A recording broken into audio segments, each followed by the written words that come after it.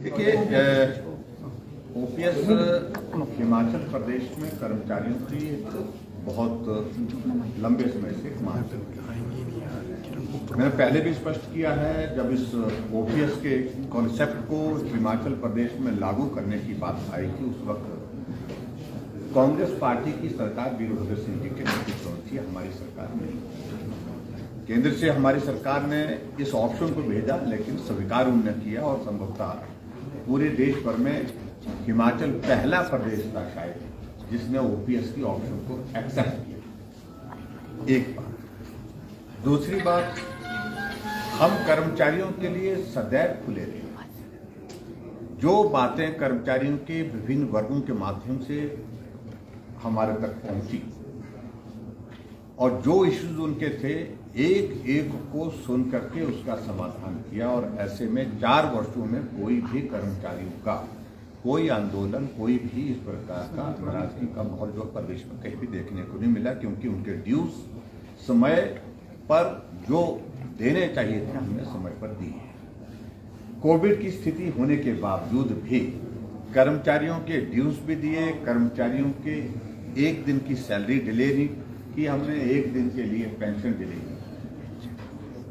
ऐसी परिस्थिति में जिस मांग को लेकर के हमारे सामने आए हैं, मैंने विधानसभा के अंदर एक बार या अनेक बार कह दिया कि इस संदर्भ में हम जो उनका सुझाव है, जो उनकी बात है, उसको सुनने के लिए तैयार है, हमें कोई आपत्ति नहीं है।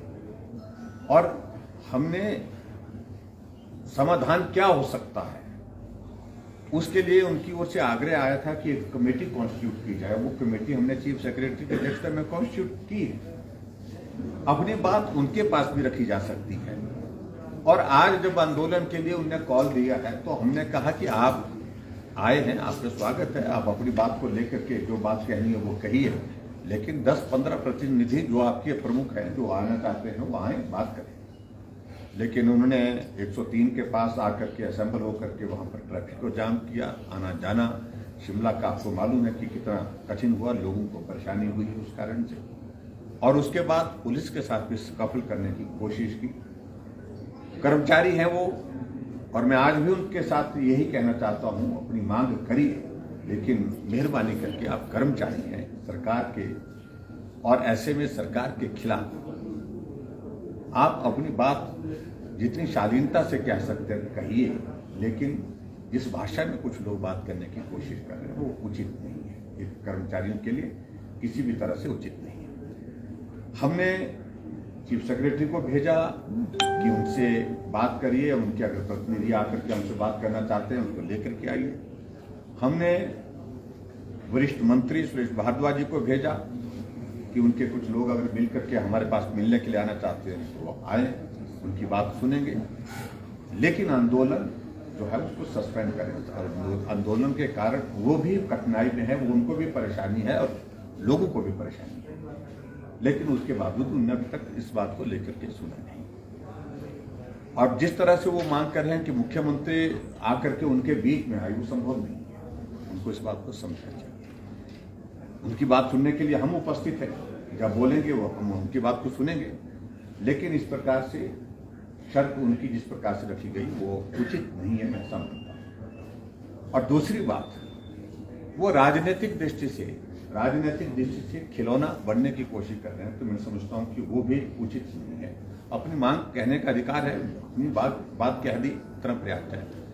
और इसके बाद फिर मैं अंत में एक बार अपील कर रहा हूं आप सबके माध्यम से कि अपने जो प्रतिनिधि उनके हैं, उन प्रतिनिधि के साथ बात करने में हमको कोई भी कठिनाई नहीं है, लेकिन ये संभव नहीं है कि हम जाकर के वहाँ लोगों के बीच में जाकर के कोई बात करें। वो आना चाहते हैं, वो आए, अपनी बात कहें। और मेरा उनसे इसी बात को लेकर के सिर्फ इतना कहना है कि शांति प्रिय ढंग से सारी चीज़ों को वो देखें और कहीं भी किसी को उनकी वजह से परेशानी नहीं होनी चाहिए, और की वजह से भी परेशानी नहीं होनी चाहिए। कानून व्यवस्था को सहयोग करें, सर मैं अपील करता हूँ। सर, आज जो स्थिति आज बिगड़ी है सर, लगता है कि इंटेलिजेंस फेल्योर है। देखिए ऐसा है, देखिए इंटेलिजेंस फेल्योर की मैं नहीं मानता हूँ, तो हम एक्सपेक्ट करते उन्हें 1 लाख बोला था, जहां पर 8 और 10 हजार के बीच में पहुंचे। सर, उनकी तरफ से राय ये भी आ रही है कि विधायक अपनी पेंशन छोड़े। अगर विधायक अपनी पेंशन छोड़ने की देखिए, उनकी राय से चीजें चलेंगी, ये संभव नहीं। बल प्रयोग हुआ है सर, वाटर कैनन यूज हुआ है। बल प्रयोग इसको नहीं कहते। जब उनने सारा पुलिस के इसको जो है तोड़ा है और जिस प्रकार से वो किया है, पुलिस ने बहुत शांतिप्रिय ढंग से और संयम और सब्र के साथ काम लिया है। मैंने अभी भी कहा है कि हमको सब्र और संयम के साथ ही काम करना है और मैं उनसे इस बात के लिए आग्रह करता हूं कि आंदोलित होकर के इस प्रकार से समस्या का समाधान नहीं किया। थैंक यू प्लीज, थैंक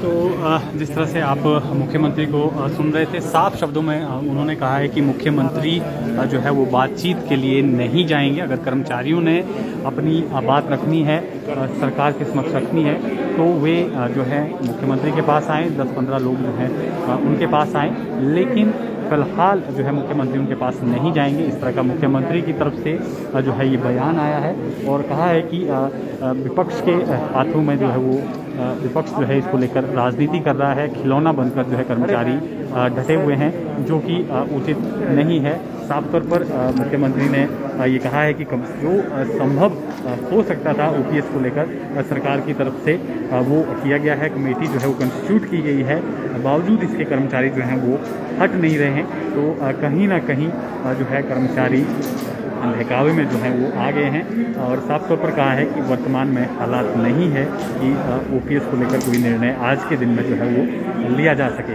तो ये लगातार जो है वो सिचुएशन बनी हुई है। जो ओपीएस की मांग को लेकर कर्मचारी जो हैं वो विधानसभा के बाहर डटे हुए हैं और अंदर जो है वो विपक्ष ने हंगामा किया है। सदन में जो है काफ़ी हो हल्ला भी हुआ है और अब जो है वो सदन की कार्रवाई भी स्थगित जो है वो कल के लिए हो गई है। लेकिन जो एनपीएस कर्मचारी हैं वो अभी भी जो हैं वो बाहर डटे हुए हैं, अभी भी जो हैं वो लगातार मांग कर रहे हैं कि मुख्यमंत्री उनके पास आए, लेकिन मुख्यमंत्री ने साफ तौर पर इनकार जो है वो कर दिया गया है और अब मुख्यमंत्री जो अपने आवास की तरफ भी निकल पड़े हैं। तो फिलहाल आपको इसी अपडेट के साथ छोड़े जाते हैं।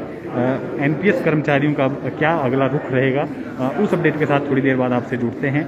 आप बने रहें पंजाब केसरी हिमाचल के साथ।